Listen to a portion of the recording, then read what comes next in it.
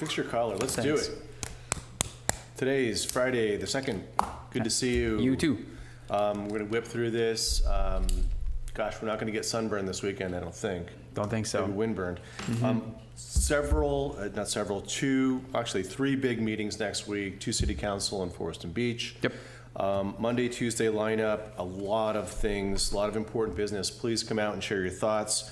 On Monday, we're going to have our annual discussion about the council discretionary grants. Nova did a great job on that recommendation. We got a lot more grant requests this year than we have in the past. We're going to take a look at our budget policies and financial guidelines, something that we've been working with, and Jamie, our finance director, and Mr. Delves and Mr. Booter on our financial stewardship working group, which has been a fantastic addition to our repertoire. We're going to have a very discrete discussion on street addresses, specific to whether we add a ballot measure to this November's ballot or future years, 26 or what have you. So it's a very contained discussion. We'll get an update from Mr. Delves on the group that he's working with, which is basically an extension of a citizens volunteer group to work with Emily, who's our staff member, who's the subject matter expert. For the first time in literally decades, we have a water allocation. Yeah. So we're going to get some council direction on how to split that up. 14 acre feet.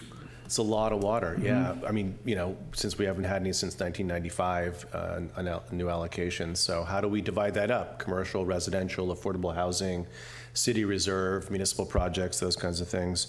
And then the 2025 fire hazard severity maps and zone. And what we're recommending there is, again, using the wildland urban interface standards citywide to harden structures against wildfire. Yeah, they're not adopting any maps or anything. Yeah. This is just, we're getting policy direction so we can come back with the maps for adoption later.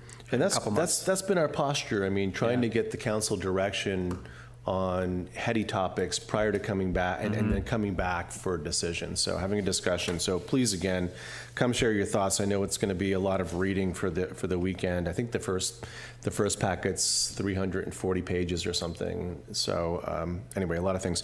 On Tuesday, our regular meeting, we've got the fee schedule, and this is an item for adoption of a resolution. We had a previous discussion about a month ago on fees for services.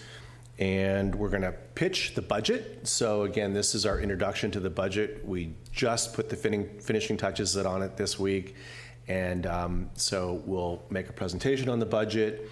We'll have the budget as a draft on the street. Please take a look at it, ask questions. We'll have a study session on the budget on the 21st of May. And then ideally come back at the June hearing for adoption.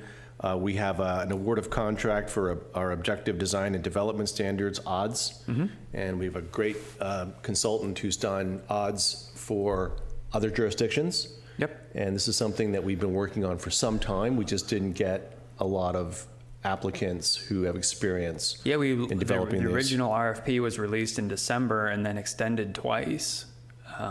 Trying to get more interest in it. Yeah. Trying to see if we get any local folks to throw their hat in the ring. And this firm that we're recommending is from Berkeley. So they're obviously California based, and the cities, the jurisdictions you talked about they worked with are, high end, not high end necessarily, but communities that value character of design. Santa Barbara, yeah. So they understand what they're doing. They're an award-winning firm. And this is partially being paid for with a REAP grant, right? Grant money from the state, that's right. So great. So that's on there. In open session as well, we've got the future of our paramedicine program. So again, we've done some work with the city of Monterey about absorbing our paramedicine program, consolidating, much like we have with our fire services. Also known as ambulance service. Ambulance, paramedicine, paramedic, ambulance service. And then last but not least is a discussion about how we run our council meetings, and is there opportunities to make them more efficient, effective. So it's we'll have snacks and eat a big lunch that day. So that's what I got, buddy. No kidding. Great. Quick note: civil grand jury. Everyone probably knows what that is. There was the most recent work they did had to do with street conditions. Carmel got a mention in there noted for having a reporting system, which we do online. You can report an issue. Obviously didn't say that we're perfect. Nobody's perfect on their streets. But I think if you read the report, you'll see we are doing pretty darn good comparatively. And yeah, it's worth checking out. The other thing I have... And then in the budget this year, for next year, 25, 26, we do have additional funding for street rehabilitation work, as we typically do. You can just Google the civil grand jury in Monterey County, and all their reports are on there. Pretty quick read. Pretty quick read. Thank you and congratulations and thank yous to the team for the San Antonio 11th Storm Drain Project. Great job, Javier, leading that effort. That's all done and draining. Yeah, we got a nice letter from several residents who really, the contractor was fantastic. On garbage day. They were helping by pulling out cans for the residents, and it was disruptive to traffic flow, but really well done, really well coordinated and organized. Yeah, we don't often get thank yous for drainage projects. Yeah, so thank you, Javier. Yeah.